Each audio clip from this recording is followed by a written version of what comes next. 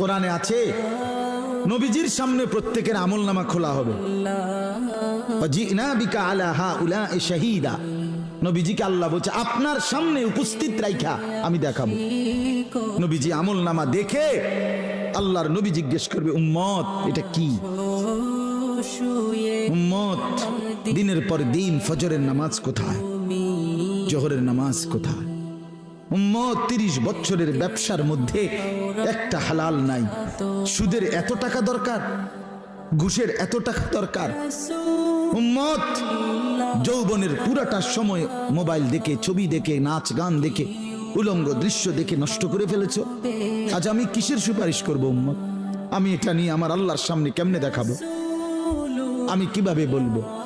হযরত মাওলানা তারিক জামিল সাহেব বলেন হাসরের ময়দানে নবীজি, আহাবাব শুনেন শেষ কথা, হাসরের ময়দানে নবীজি নিজের পিঠ মোবারক চাদর সরাইয়া ফেলবেন আর উম্মতকে দেখায় বলবেন উম্মত দেখ না আমার পিঠ চালনির মতো ছিদ্র ছিদ্র, তায়েফের পাথরের আঘাতে আমি এই পরিমাণ ব্যথা পাইছি, আহত হয়েছি, রক্তাক্ত হয়েছি, মৃত্যু পর্যন্ত আর আমার ছিদ্রগুলো আর গুস্ত দিয়া পুরায় নাই।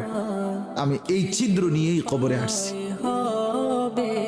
আমার 23 বছরের এই কষ্ট, এই আমানত, আমার উহুদের দান শহীদ, আমার পেটে পাথর বাঁধা, আমার সাহাবীদের এই শাহাদাত, আমার বেলালের এত কষ্ট, খাব্বাবের এত জুলুম নির্যাতন সহ্য করা, বিনিময় উম্মত কি নিয়ে আসছে?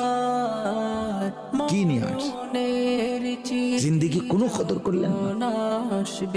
আবার বলছি ইন্নী লাকুম মিনহু নাযীরুম মুবিন, আল্লাহ বলছে নবী শুনাইছে 2 বার, পর পর 2 বার বলছে উম্মত আমি কিন্তু ভয় প্রদর্শন করলাম।